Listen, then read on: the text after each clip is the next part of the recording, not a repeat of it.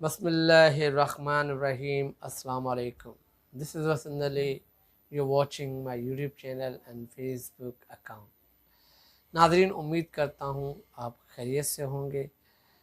Nadreen, Punjab कप्तान का हुआ ये जो पिछले काफ़ी दिनों से सियासत के अंदर गर्मा गर्मी चल रही थी पंजाब के अंदर। पंजाब का जो है बादशाह कौन बनेगा, वो एक सिलसिला चल रहा था कि नून लीग से बादशाह बनेगा या पीटीआई से।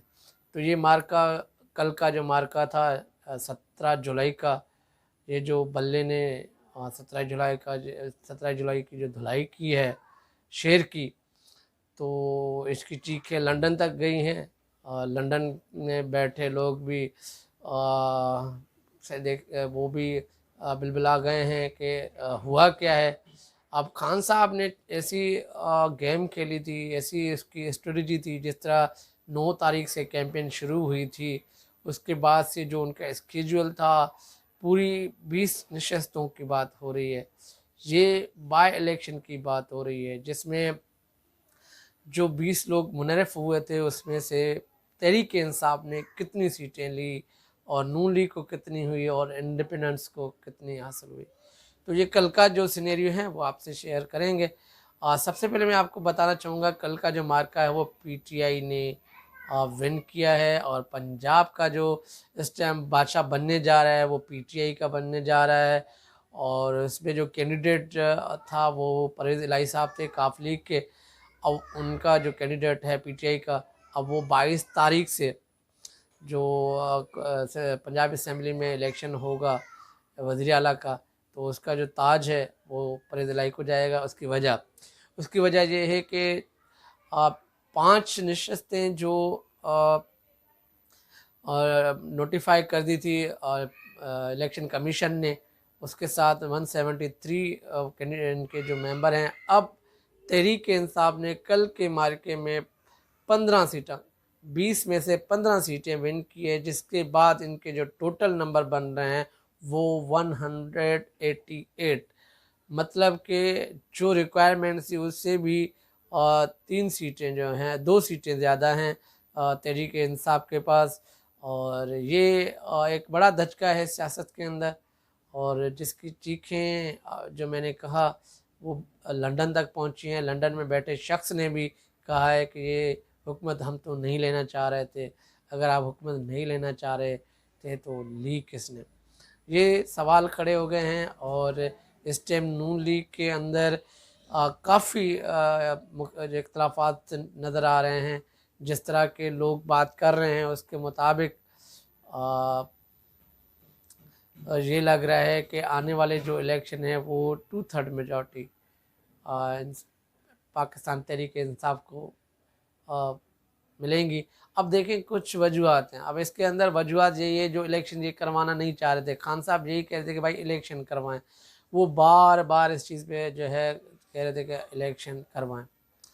तो इलेक्शन नहीं, ये इसलिए नहीं करवा रहे, उनको पता है कि हम पब्लिक के पास क्या लेके जाएंगे। अब ये एक बयानिया दूसरा भी ये आया है कि ये जो 20 सीटें हैं, वो ये 20 सीटें जो हैं वो तहरीक इंसाफ की अपनी हैं। अब मैं आपको बताना चाहूँगा, ये इसका बयानिया जो है अवाम रद्द करेगी, और रद्द करने का मकसद एक यही है, क्योंकि कैंडिडेट किनके थे? नून लीग के। नून लीग अगर इतनी फेमस और ताकत और पंजाब में पार्टी थी, तो पीटीआई को अगर ये 50-50 भी होता समझ आता। मतलब कि जो सिर्फ क्लीन स्वीप कर दिया है, मतलब कि 20 में से 15 सीटें जो हैं वो विन की हैं, और 1 सीट जो है इंडिपेंडेंट ने की है, और 4 सीटें इनको हासिल हुई हैं, जिसमें चौथी सीट पे उसको क्लेम किया गया है पीटीआई वालों की तरफ से। मतलब 3 सीटें इनको मिली हैं।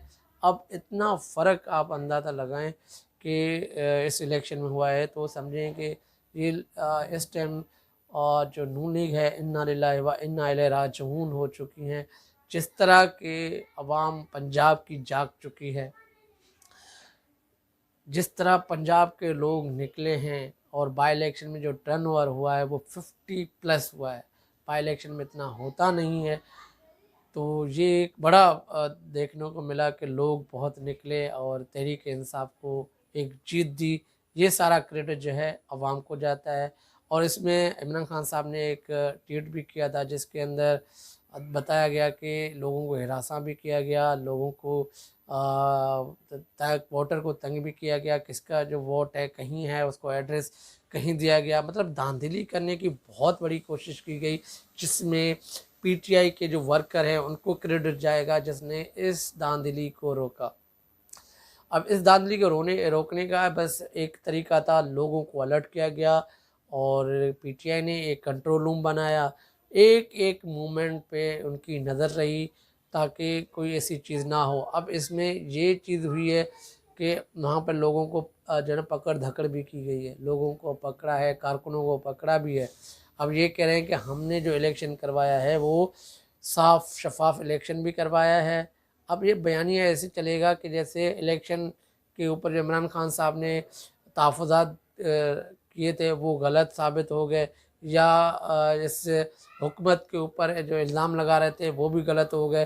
तो अब ये बयानिया बिल्कुल रद्द होगा। जो वेल एजुकेटेड हैं समझते हैं कि ये इलेक्शन जो हुआ है वो जो ना छीना गया है समझेंगे, उनकी एक एक मूवमेंट पे नज़र थी।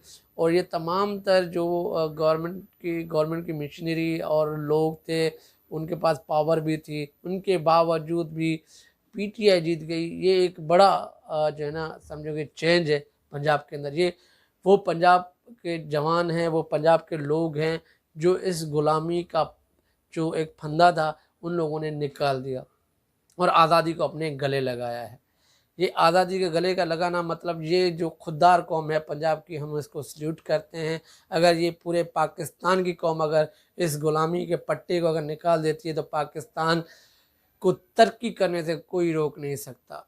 तो ये बाई इलेक्शन का जो रिज़ल्ट आया था जो कल तमाम तर चैनलों पे चल रहा था, एक बड़ा जो है नून लीग को धचका था। और इसमें बाज़ाब्ता जो खुशी होगी वो इनको होगी, अब जरदारी साहब जिस तरह उनको फंसा के चले गए। अब उनकी लालच एक थी कि मैं अपने जो है केसेस ख़त्म करूँगा, उसने कहा कि सारा मलबा इसके ऊपर डाल दो। अब अगला इलेक्शन होगा या तो पीपल्स पार्टी और पीटीआई का होगा, क्योंकि नून लीग का अब अवाम में कैसे जाएगी। अब दूसरी बात ये है कि अब 2 सूबों में पीटीआई की हुकूमत है, एक सूबे में पंजाब जैसे जरदारी की है, दूसरे में बाप की है। अब सिर्फ पहली मर्तबा ये हिस्ट्री में पहली मर्तबा जो वज़ीर आज़म है उसकी किसी भी सूबे के अंदर कोई हुकूमत नहीं है। ये वाहिद प्राइम मिनिस्टर है जिसके किसी सूबे में हुकूमत अब नहीं रही। अब इखलाक़ी तौर पे ये रिज़ाइन दे और या असेंबली तहलील करे, फ्रेश इलेक्शन करवाए तो इसकी इज़्ज़त बढ़ सकती है। अदरवाइज़ अब इनके ऊपर जो बात आने वाली है या चीज़ें होंगी तो आने वाले दिनों में ये वाज़ेह हो जाएगा कि ये जो सियासत का एक ये जन है वो कहाँ किस बोतल में जाएगा। तो नाज़रीन, ये तमाम तर डिटेल थी जो आपके साथ शेयर की, और अपना ख्याल रखिएगा।